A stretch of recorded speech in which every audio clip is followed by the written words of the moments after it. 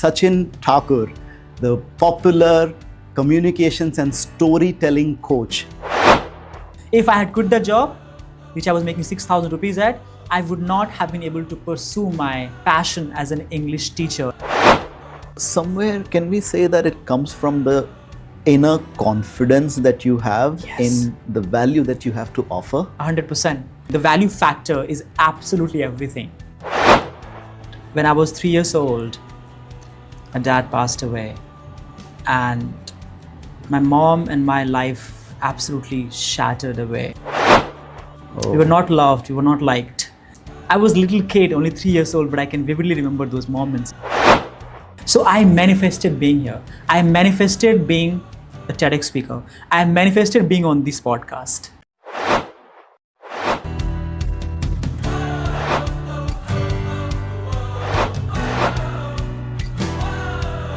Ladies and gentlemen, boys and girls, welcome to another episode of the BYOB Podcast by Sunrise International.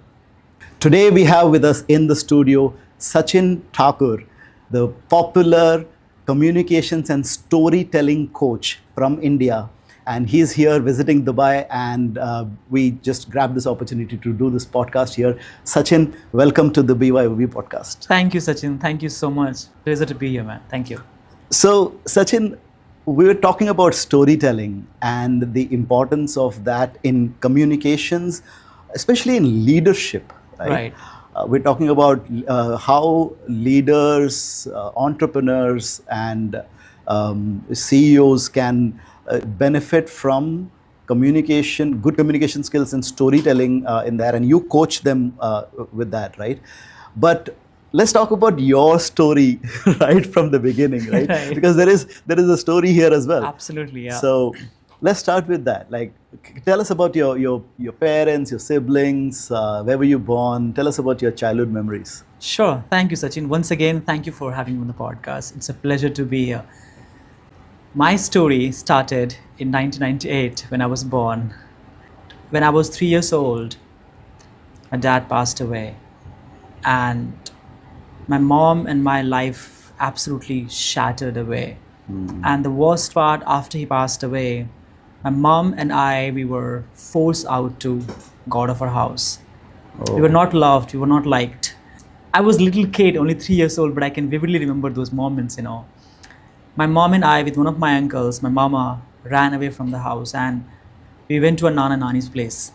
And I've always mentioned about my Nana and Nani that they are like God to us, They not only gave us the shelter, but the food, the love, everything that I could ask for, my mom could ask for.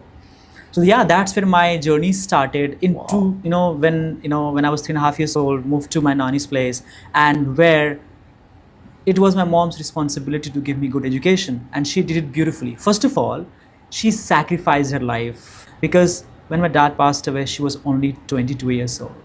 Now imagine a young woman at the age of 22 years old with a 3-year-old child lost her husband. She had all the chances, all the opportunity to get married again, and she could have, and she should have. Why wouldn't she? But she didn't, because of me. Because she wanted to give me a better life. She knew if she gets married again, she would have to share my love with somebody else, and that she didn't do that. I don't know how to thank her. She did everything possible. Yes, I was not a good kid. I was this, notorious, misbehaved, mischievous kid who didn't listen to her, who would just do all the bad stuff, go and abuse people and just fight with other kids. But you know what? Even when I was a kid and I would do all these bad stuffs, I always had this dream that when I grow up, I would do something special for mom. I would do something great for mom, because I would see her struggling. I would see her hearing all the shit, all the bad things about me, that your Sachin, your son is not gonna make it. Look at him, अच्छे से पढ़ता नहीं है, he's not good in study, he's not good in well-behaved. How will he make it? And mom would be very worried. And I would tell my mom, don't worry, I'll make it happen. So yeah, that's where the journey started. And and my mom wanted me to be a good English speaker, but I couldn't be, because I was not even able to read English properly. Right. Where was this? Which part of India? In Bihar. I'm from Bihar, actually. Okay. Right. So that's where my journey started. And then, 2017, after I passed my 12th standard, I went to Delhi. And Delhi, I went there with a lot of dreams, hopes that I wanted to work in a call center, right? It was a dream job to work in a call center. And then when I went for job interviews, I couldn't be selected because I couldn't speak in English. My life was miserable. I just wanted to quit and go back to Bihar, but I didn't.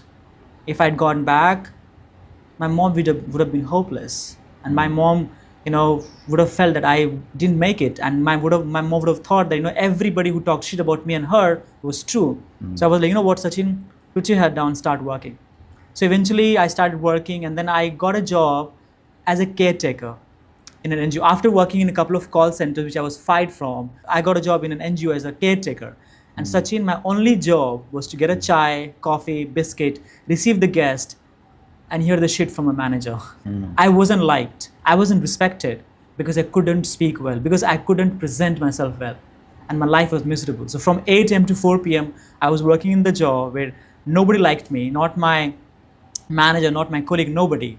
But you know what? After 4 p.m., I would go to other NGOs where I would learn and teach English.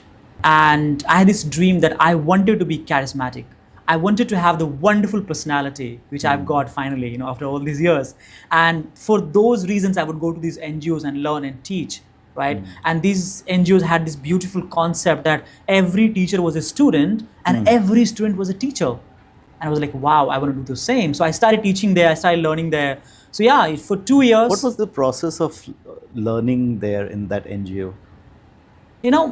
Process was very simple. Just you go there and say, hey, what, I want to learn this year, I want to learn English or computer. Yeah. So I was living in the slum in Delhi.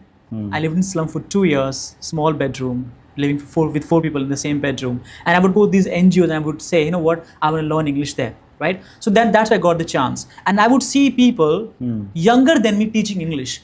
And I was like, wait a minute, why can't I do it? So I started working very hard on my English, right? So I learned.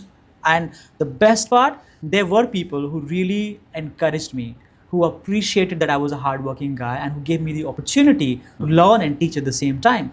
And I was so lucky to get some wonderful mentors, Sachin. My life would have been incomplete without the mentors who helped me to be here where I am today. Yeah, role of a mentor is really, it's immense what they play in your life. And when you were in Delhi and you were going to these NGOs after your job and you were learning there, right? What was your thought process at that time like? Did you when you look back now at that Sachin, okay, how was that different? What has changed now? Oh man, I was so miserable. That job from 8 a.m. to 4 p.m. made me quit every single day. I was like, screw it, I'm gonna go. I'm just gonna quit. And then after 4 p.m., when I would go to these NGOs and I would see those underprivileged kids, and I was one of the underprivileged kids because I wouldn't have a lot of opportunity, right? So I would see these people, these kids, working hard, learning and teaching there.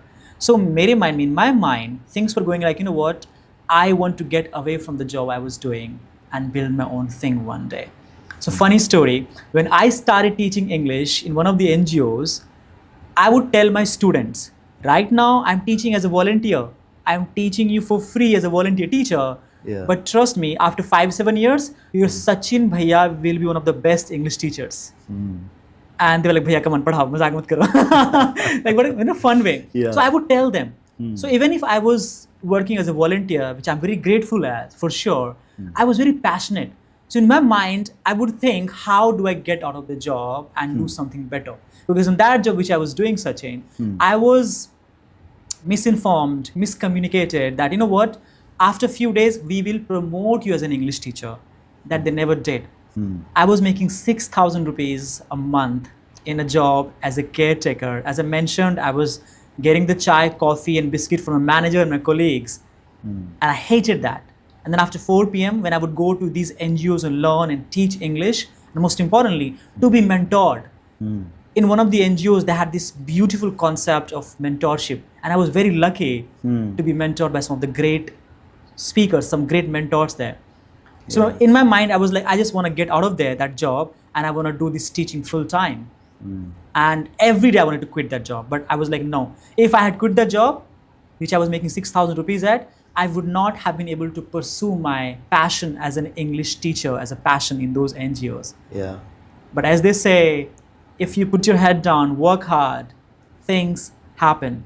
2019, Sachin, after working for 2 years in that NGO as a caretaker, living in the slum, small bedroom, 1 bed, 4 people, whether it's winter or summer, in 2019, God gave me an incredible opportunity to go to America through a scholarship. Wow. Okay. And now imagine us. So walk us through that. Like, what scholarship was this? You were teaching at an NGO. Yeah. How did the US come into the picture? Sure. So one of the NGOs where I was teaching English at, there were 2 NGOs where I was teaching English at, and every single year, they would give the opportunity to the people, to the volunteers and volunteer teachers who had been working in the NGO to apply for the scholarship. Okay. So I was one of the lucky ones to get a chance to apply for the scholarship. I applied, and after applying, Sachin, there were 7-8 processes. First, fill the form. And that filling the form took me 4 days. There were long questions, like 7 questions with almost 300 to 400 words a question. And I wasn't really good at it. So in this podcast, I want to take a name. Her name is Sangeeta, and I call her Sangeeta Didi. So she sat with me and she helped me with answering those tough questions for that scholarship. If it wasn't for her, I wouldn't have been here. Wow. Right? And then after my form got selected, I was interviewed at the NGO. And after the NGO, I gave a couple of interviews at the American Center. And then embassy. Then TOEFL happened, IELTS and TOEFL happened. And then eventually, I was one of the lucky ones to be selected. And the reason I use the word lucky one, Sachin, I hated the word initially, but I use it very consciously because I do believe I got lucky to be at the right place, with the right people, and with the right mentor. Yes, I worked hard, but if it wasn't for a mentor who helped me on the journey of me getting the scholarship, I wouldn't have been here. I think there are a couple of things here. One is about luck that you just said, right? Luck, those people who are bold enough to go and ask for opportunities and take a step towards it, get the chance. I mean, without that, you have zero chance. 100%. At least there is some chance when you do that, right? And what I like about your, this is one of the reasons why we connected so well, right? You said that it's serving tea and coffee. I started as an office boy myself, right? Wow. And I've served all that, tea, coffee as a laborer. And the thought process has always been that, how do I contribute more? How do I grow? How do I learn? And learning has always been the number one priority. And, so it is for you. Absolutely. The other thing is going and asking for it. We are sitting here today, Sachin, because you took a step, you messaged me and said, hi Sachin, my name is also Sachin, and I'm this, and you introduced me to you, and then I said, okay, well, then I checked about one, and I said, oh wow, this is great. I mean, I want to bring you on the show. So that opportunity, I spoke to Avil the other day, and he was saying that, how you reached out to him, and we connected. And then there are so many other people that you connected. And look, I think this very trait of going out and reaching out to people and not being afraid of that. This is number one skill, I believe. Yeah, man. You have to have that confidence to go and ask. Come on, I couldn't agree with you more. One of my mentors, his name is Mr. Amit Kumar. He's one of my best mentors he made me who I am today. When I was going to the US, before I flew to the US, I went to him and say, Bhaiya, I'm going to the US, please give me some advice. What do I do? How I do it better there? Because new country, I was nervous, scared. He told me just one thing, Sachin, ask for help. And I was like, Bhaiya, isn't that the sign of weakness? And I was like, no, asking for the help is the sign of strength.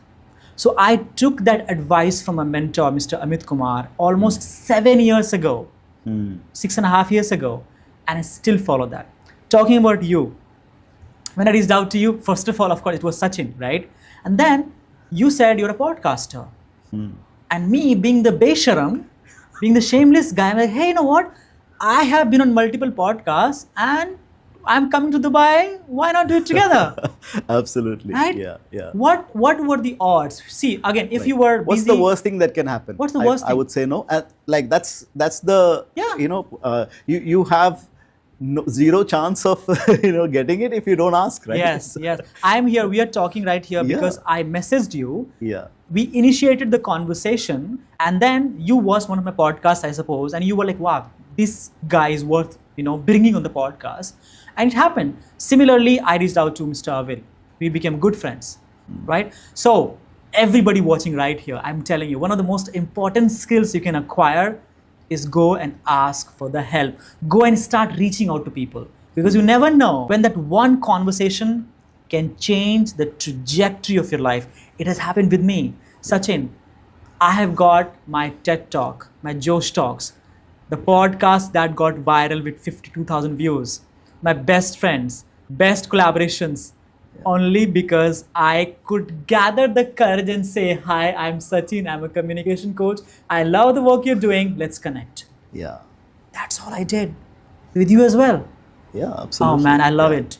That's why. And I think I want to tell the audience also, with your children, if you have Yes. children above the age of 5, 6, 7, when you're at a mall or somewhere, tell them to go and ask for help. Like Yes. just tell them, like, go and ask the security guard, for example, Yes. or go to the information counter and ask where is this particular place or something. Let them go and get used to the habit of asking. Absolutely. Right. Yeah. I do that to my kids all the time. Really? Tell them go and ask. At one point, we were at the beach. Huh. They were collecting some seashells. Ah. Okay, I told them, go see those people standing there. Go sell it to them. Okay, and the kids, they just went there and said, would you like to buy the seashells? We have got this, like. So it's just to get them into the habit of talking to strangers, being confident and asking. And what if I told you, Sachin? Yes, in the last few 4, 5, 6 months, I have started getting the success out of these askings. Initially, I got rejected thousands of times, but I didn't give up, because I knew if I didn't give up, if I keep pursuing, asking for the help, reaching out to people, looking for collaborations, things will happen. Just last year, I was miserable. Every time I would reach out to people, they would reject me. I'm telling you a true story. But now, as they say, if you just put your head down and work, God looks at you and gives you the opportunity. So every single time I see there is an opportunity to have a conversation, I go there. In the lift, in the metro, at the airport, initiate the conversation. For example, the other day, I was coming from the ENS, JITEX, right? And I sat in the bus and I saw a gentleman sitting beside me, right? I had two options. Put the earphones, listen to the Bollywood music, relax, because I was tired the entire day. Second option, just initiate the conversation. Guess which option I went for? Conversation. I simply say, hey man, what's up? Hey, hi. We start the conversation, and guess what? We exchange numbers, we exchange our LinkedIns, and we are good friends now, and there is a possibility we might work together. Absolutely.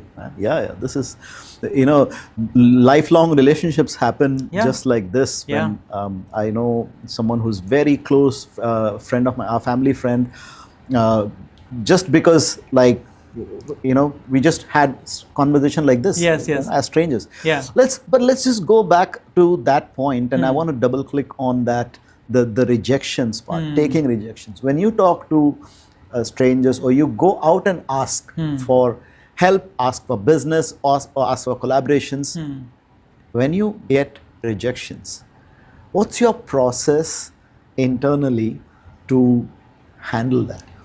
Rejections are inevitable. When you start and start approaching people, start talking to them, start looking for the businesses and opportunities, rejections are meant to happen. Failures are meant to happen. All you gotta tell yourself that these rejections, these failures are the stepping stone to where I wanna go. If I had not tried reaching out to over hundreds of people last year, and if I had not been rejected, I wouldn't be sitting with you right now. And imagine, I was rejected maybe 4, 5, 10, 15 times. I was like, screw it, man. The world is cruel. I'm not going to approach anybody else. Everybody is like that. I'm not going to have any chance. I wouldn't be sitting here. Instead, what I told myself, it's all right. Maybe that person did not see value in me. Okay? What mistakes did I do while approaching them? I would reflect. Okay, was my tone not so professional? Was I sounding too needy? Yes, I was in few conversations. So I reflected on those rejections and failures. And then, based upon those reflections, I started approaching more people. So rejections kept happening, but I kept learning after all those What was your first reaction when, let's take an example from those rejections, right? Somebody said, no, sorry.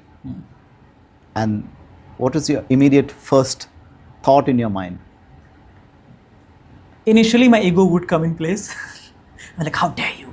But now, I'm like, it's all right. Now, because I am really at peace in terms of rejection. That's exactly what I want to capture here. Yeah. That process of going from how dare you to it's okay. Yeah. You know, how did you transition from how dare you to it's okay? Because I knew, Sachin, if I overreacted, I might lose more opportunity in the future. For example, we had a chat, right? And you would have said, okay, Sachin, I'm very busy. I cannot have you on a podcast. And I had two options. I would have taken my ego, how dare he, I'm a TEDx speaker, blah, blah, blah. He didn't say yes. But I was like, it's all right. I was thinking very positive that, you know what, I knew what value I could provide. You know, I knew that the kind of skills, expertise I have, it will add a lot of value to your podcast for that matter. So somewhere, can we say that it comes from the inner confidence that you have in the value that you have to offer? 100%. Yeah. The value segment, the value factor is absolutely everything. Yeah. When I was giving my TED talk, right, I remember vividly when I was giving my TED talk, Sachin, I got nervous. The first couple of minutes, my collar was like this. Oh. You know, I was literally very nervous. And then I just made a small shift in my mindset. You know what was that? I told myself, Sachin, you've come too far, bro. Look at you where you've come from. Now you've got a chance to speak on the TED Talk, and everybody who's going to listen to you are going to get value and be inspired from your story. And the moment I told myself, in just a blink of an eye, just in millisecond, I became super confident. So when you go watch my TED Talk, you will actually see the first couple of minutes, I was nervous, I was super fast. But after I told myself, I became calm. And then I became confident, right? So the value factor. Yeah. Every time I would approach people, I approach people these days, I do not think, chalo, I'll get business from there. No. What value I can add to Sachin, to Avil, to anybody else? You know? This self-talk that you just said, okay, how did you train your mind to do this self-talk at the moment of need? Yeah. Self-talk has been one of my weapons since 2017. Yeah. When I got to Delhi, Sachin, 8 years ago, I had 0 friends. I did have friends in Bihar, but Delhi mein, I didn't have any friends. And I don't think I was deserving to be a friend or maybe have a friend because I was not approachable. I didn't have the guts and the courage and confidence to approach people and be approachable as well. Yeah. Every time I would go to parties, events or somewhere, I would like, no, don't talk to me. I would just go and sit in the corner, right? So I didn't have any friends. Initially, the first year, maybe 6 months or 9 months in Delhi. So when you don't have any friends, when you're alone, you have no choice but to talk to yourself. That's exactly what I would do.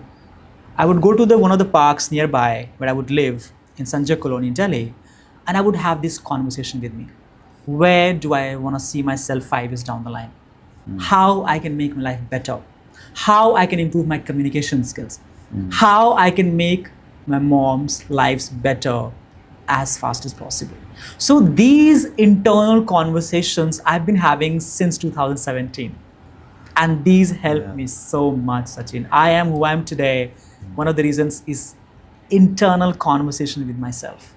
I think that's a very important point right there. And I think we should highlight that somewhere spending time with yourself, in your case, it was like it just by design, or it just happened. Yeah. But in any form or way, if you can spend time with yourself, you improve the skill of self-talk, right? Absolutely. Because it's kind of sad that today, whenever people have time, even a minute extra, if they're in the queue, they're in a metro, what they do is put on their earpods or earphones and watch reels. Yes. Right? Nothing wrong in watching reels. Watch my reels as well, because I watch my videos as well. Yeah.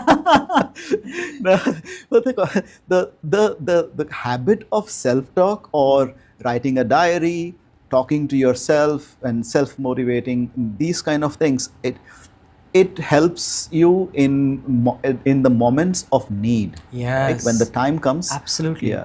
I remember there was this one point where I used to read a lot of, I still do, a lot of self-help books, positive attitude and all that, right?